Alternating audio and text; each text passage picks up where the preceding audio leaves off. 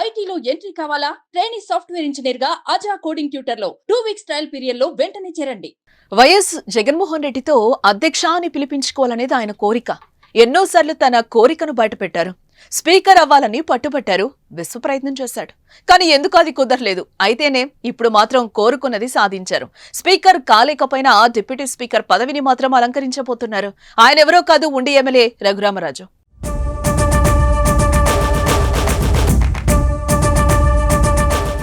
రఘురామకృష్ణంరాజు అనగానే వైసీపీ ప్రభుత్వంపై చేసిన పోరాటమే గుర్తొస్తోంది.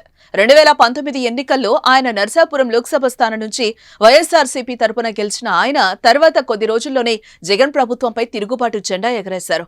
ఈ క్రమంలోనే ఆయనపై రాజద్రోహం కేసు నమోదయ్యి జైలు పాలయ్యారు. ఇక జైల్లో ఆయనపై దాడి చేశారని, పోలీసులు కొట్టారని తీవ్ర ఆరోపణలే చేశారు. ఇక జైలు నుంచి వచ్చాక వైసీపీపై యుద్ధమే చేశారు.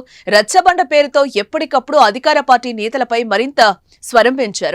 అలాగే తనపైన సిఐడి అధికారులు దాడి చేశారని రఘురామ ఫిర్యాదు చేశారు. జగన్ బెయిల్ రద్దు కోరుతూ కోర్టును ఆశ్రయించారు. ఈ క్రమంలోనే టీడీపీకి దగ్గరయ్యారు రఘురామ. ఎన్నికల ముందు టీడీపీలో చేరారు. కానీ టికెట్ పై చివరి వరకు క్లారిటీ రాలేదు. ఆశించిన ఎంపీ టికెట్ దక్కలేదు. ఆఖరికి ఉండే సిట్టింగ్ ఎమ్మెల్యే అయిన మంతెన రామరాజును కాదని రఘురామకృష్ణంరాజుకు చంద్రబాబు టికెట్ ఇచ్చారు.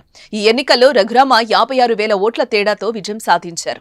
రఘురామకృష్ణంరాజుతో పాటు కూటమి ప్రభుత్వం కూడా గెలవడంతో అసెంబ్లీలో స్పీకర్ గా చూడాలని ఆయన అభిమానులు కోరుకున్నారు. ముఖ్యంగా జగన్ అసెంబ్లీకి ప్రతిపక్ష నేతగా వస్తే స్పీకర్ గా ఉంటూ రఘురామ వేసే సెటైర్లు చూడాలని ఆశపడ్డారు. ఆయన కూడా పలుమార్లు తన మనసులో మాటని బయటపెట్టారు. సోషల్ మీడియాలో RRR స్పీకర్ అంటూ పెద్ద ఎత్తున ప్రచారమే జరిగింది. చంద్రబాబు మాత్రం స్పీకర్ అయ్యన్న పాత్రుడికి అవకాశం కల్పించారు. స్పీకర్ పదవి దక్కలేదు. మంత్రి పదవి ఆశించినా నిరాశ ఎదురైంది. టీటీడీ చైర్మన్ గా అవకాశం ఇస్తారని చూసినా జరగలేదు. దీంతో రఘురామరాజుకు ఎలాంటి పదవి ఇస్తారని జరుగుతున్న చర్చ నేపథ్యంలో తాజాగా చంద్రబాబు డిప్యూటీ స్పీకర్ గా రఘురామకృష్ణంరాజు పేరును ప్రకటించారు. ప్రస్తుతం అసెంబ్లీ సమావేశాలు జరుగుతున్న వేళ మండలితో పాటుగా అసెంబ్లీలోనూ పార్టీ చీఫ్ విప్, అదేవిధంగా కూటమి నుంచి విప్లను అధికారికంగా ఖరారు చేశారు. రఘురామకృష్ణంరాజును డిప్యూటీ స్పీకర్ పదవి ఇవ్వాలని నిర్ణయించారు. సభలో కూటమికి పూర్తి మెజార్టీ ఉండడంతో రఘురామ ఎంపిక లాంఛనమే.